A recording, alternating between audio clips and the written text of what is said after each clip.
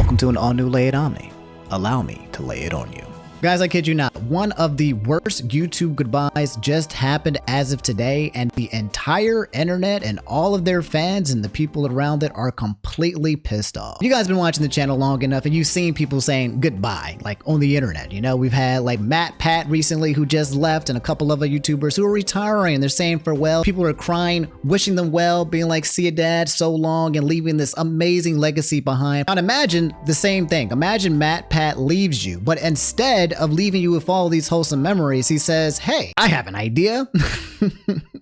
What if I took all of the videos that I've been creating for you guys over these long years, all of these memories, all of these joyous moments and how we've monetized and grown this platform, what if I put it behind a paywall? Because that's exactly what these guys over here did. They're called Watcher, a YouTube channel that I've never heard of today. I actually only found out about them because you guys were telling me about them while I was streaming today. This news being so wild that it literally got me to stop streaming just so I can make this video for you guys, because I can't believe what I am actually witnessing. Quite literally never experienced this in my entire YouTube career. See someone this successful basically destroy their brand. I started off with this tweet right here that said, we're leaving YouTube. And you kind of look at this, and if you're a fan of these guys, Watcher, you're like, no, one of my favorite YouTubers, they're leaving again. This is terrible. And if you come to their channel, right, they have 3 million subscribers. They're doing amazing. They uploaded a video 6 days ago, 13 days ago, 2 weeks ago. They're averaging 1.1 million views on certain things. They're doing pretty immaculate. This is amazing content that they've created. And then suddenly, as they're doing well and well and well, they're just like out of suddenly nowhere, goodbye. As most of you guys know, when people leave the internet, it's usually because A, maybe their channel's dying and they just want to go do something else, or B, their channel's doing well, they're just tired, they're so rich, they're so wealthy, they've made it. So they're just saying goodbye so they can go raise families and stuff like that. But for this one, this is a channel that has been doing extremely well on YouTube. They're getting paid, monetized, Patreon, all of that. And now they're just like, hey, we're doing so well, why don't we just turn our channel into Netflix? Which brings us back to this Netflix page. As you guys can see here, it literally looks like Netflix. It's almost copy and pasted. You got oldies but goodies, fan favorites, the Files verse, watch one-offs, all of this. It's literally all of their content put behind a $6 paywall, which wouldn't be too bad, right? When it comes to a lot of YouTube channels, they have Patreons where they release Patreon exclusive content, Patreon exclusive streams, members only content. It's one of the first times where I've seen a YouTube channel who grew and fostered their own community through YouTube and then decided to yank all of their information off said platform and force their community to essentially just go over to another completely different platform that is not YouTube. That would be the equivalent of me, guys, making YouTube content, getting really big and being like, yo, man, thanks for helping me get 3 million subscribers. Thanks for making me so successful. Now, I want you guys to come over here and pay $6 a month. Oh yeah, I didn't tell you about the price, did I? You guys can be an official Omni member where you can watch my content, all my old ones and my new content for $59.99 a year, or, you know, just $6 a month. And I feel like this is probably one of the most out of touch responses, YouTube goodbyes that I've seen in a long time. Now, this is what we're going to do here. I'm going to show you a couple of the clips from the video, some of the things that might enrage you, some of the things that might confuse you. And then I'm going to show you guys some of the public feedback where people are absolutely pissed. These are their own fans that they have enraged over this decision making. But a lot of you, you're smart at home. You see kind of like the common denominator here is like, why the hell would I add another subscription to my monthly amount? Right? We have people all around us, Netflix, Crunchyroll, that are slowly adding subscriptions to our monthly situation and trying to drain us dry. Why would we invest in another one? We're trying to take it back. We're trying to reduce how much we pay in subscriptions, not increase it. So I'm trying to figure out how these guys thought this was a good idea. Let's take a look at the video and maybe we'll find something that kind of explains their thought process that somehow this would make sense. Alrighty.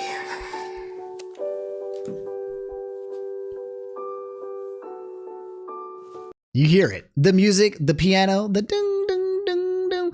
Q, oh my God, one of my favorite YouTubers, they're retiring and they're leaving YouTube. They're not making content anymore. Oh no. And then for the next couple of minutes, they basically explain and show their history and their past. And it feels like one of those YouTube videos that are going to make you cry, tear jerk, because you're like, oh man, my favorite guys aren't making YouTube content anymore. They're done. They're retired. We're making something for two audiences. We're making it for the fans, all of you out there, and we're also making it to please the advertisers. It's difficult to make the stuff that we want to make and also then appeal to the advertisers as well. It costs a certain amount to make content in the way that we do it. We try to put things on the screen that we feel adheres to a certain level of quality that you would find on, say, a Netflix or something like that. But in doing so, it does cost a certain amount. Like, for example, a Ghost Files episode. First, we have to travel to the location itself. We have to pay the location fee. We have to pay freelance staff that comes to help us shoot that when we're shooting in the studio. We have to pay for the studio to shoot the actual episode in. Then we have to pay for post. We get it. It costs a lot of money to make the content that you're making. The problem here is now you're telling your audience to pay it for you.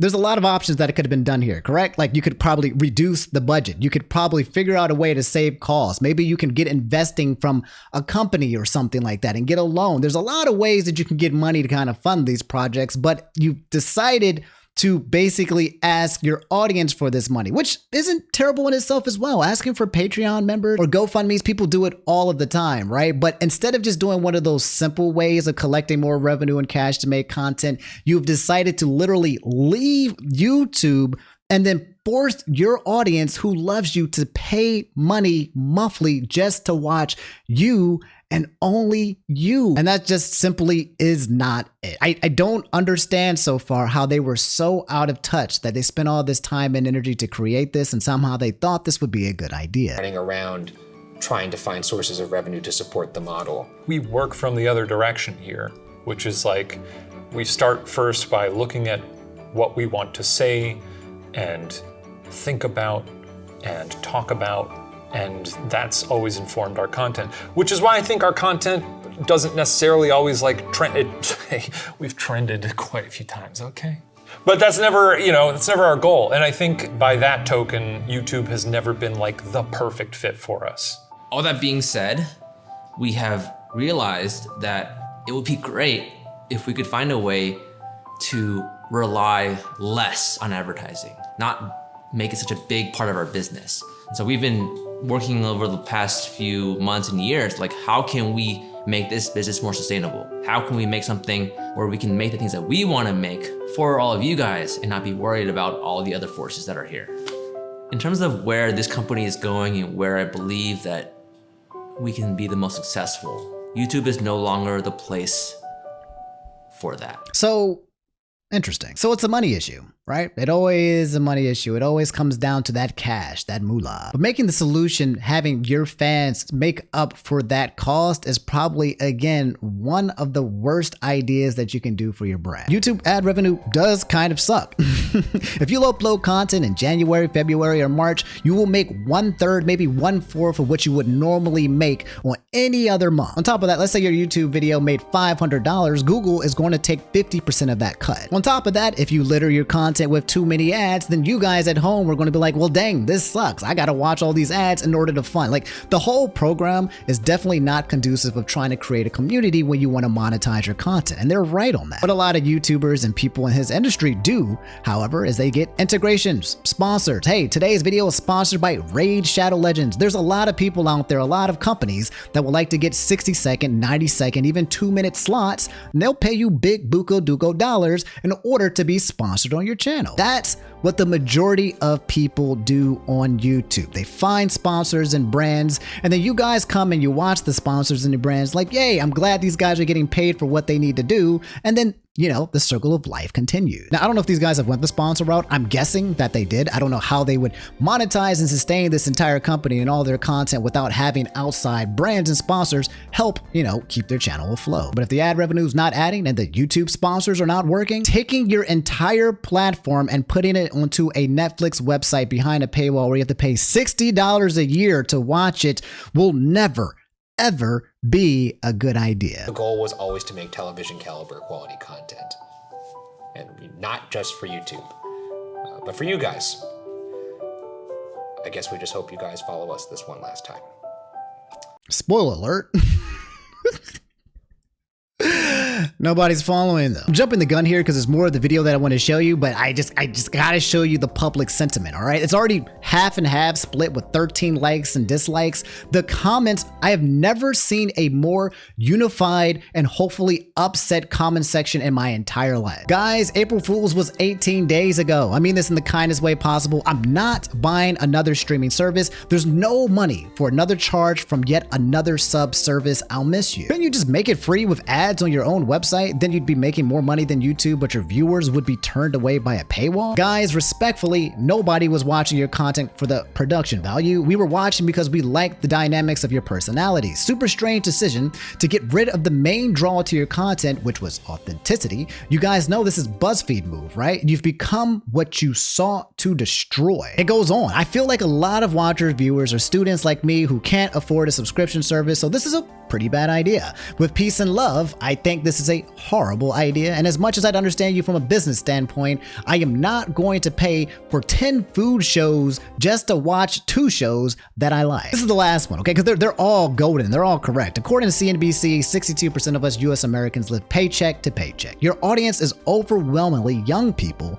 Within this demographic, this is perhaps the stupidest choice you could have made. Moving to Twitter is the exact same sentiment. You guys, I fear this will kill your brand. I love your content, but I'm already paying for so many streaming services. I can't justify it for just a few series. I think you'll lose most of your audience with this one, and you won't gain new watchers. That's for sure. Reverse this. That's the other big thing that I was thinking about. I don't even know who these guys are, and I don't want to find out. I'm not going to pay $6 just to find a new person. Think about how you organically grow an audience. It's because people come to your YouTube channel and it's free. And if I go over to one YouTube channel and I have to pay $6 to watch their content, I'm going to do what like every single other person in the world is going to do. I'm just going to go somewhere else where I can watch similar content, but for free.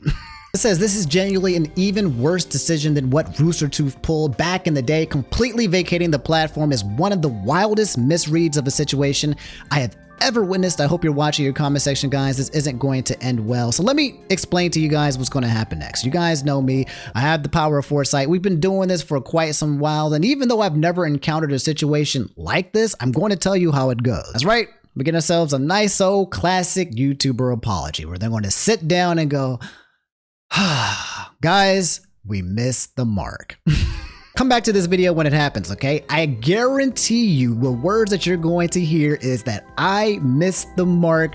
We didn't realize, and now we know with the feedback that this was an endeavor that we should not have done. The reason why this is going to happen is because there's no way they can go forward with this without literally killing their brand. It's over. If they decide to double down and just keep going, they're done. And there's no reason for them to do that because they were making successful content on YouTube in the first place. So first, they apologize. Second, most likely they're going to take down Watch Their TV altogether. It's not going to exist. There's so much negative sentiment behind it that having anything like it exist is going to be absolutely terrible. And therefore, number 3, they're going to look for an alternative, which is more than likely going to be maybe a Patreon. They're going to try to find a much more normal way of getting more funding from their members. That is like what other YouTubers do. Like, hey guys, if you sign up for a Patreon, you get exclusive content. If they're not already doing that, I imagine they're doing that. But they're also not going to hide their old videos behind a paywall. It's all going to end. They're not going to double down. They're going to say sorry. And unfortunately, they're going to lose a lot of customers and people who were fans because people feel like this was very capitalistic. It was a little bit carnivorous. Scrolling through the community feedbacks, people feel like this was a very greedy move on their end. They can paint the picture of the video that it's a la la la la la. Hey guys, we're leaving YouTube. This is such a sad sob story. It costs too much for us to make and therefore we need more of your money. They can paint it in the way that they want, but the audience is smarter than that. We understand that they're just basically trying to monopolize their content and put it behind a monetary paywall, which is again the worst idea of all time. Anyway, that's all I have for this episode of Late Omni. You've just been late. Moral of the story, don't bite the hand that feeds you. And in that case, that's your community and your audience, okay? If you want to be looking out for your best interest are the people who got you to the point that allows you to do the things that you're going to do. Having the audacity to tell your audience, the ones that made you who you are, that they now have to pay in order to continue supporting you is just asinine, wrong, stupid. It's dumb. I don't understand how so many people went through this situation, went went through this scenario and signed off on it? Was there an investor that's paying them hundreds of thousands, millions of dollars for them to move the platform? It makes no sense. It's one of those situations where all of us, if we saw this, if someone said, hey, what do you think of this idea? I think 100% of us watching this video would say unifiedly, that is a garbage doo-doo butter idea. And then these people who are very competent, make very competent content, decided to go with the idea. That disconnect, I don't understand it. And the only thing that I could think of that makes that disconnect is that somewhere there was a lot of money involved. That's my guess. You guys can let me know, but that's the end of this video. I'm glad that it happened because it gave me an excuse. I've been telling you I've been trying to make a Lay It Omni for a while. I'm going to be making more of these in the future, so if you like it, drop the like button, subscribe, and also, no, I am not leaving YouTube so you guys can give me more money and Netflix style. Anyway, I'll catch you guys later. Y'all take it easy. Peace.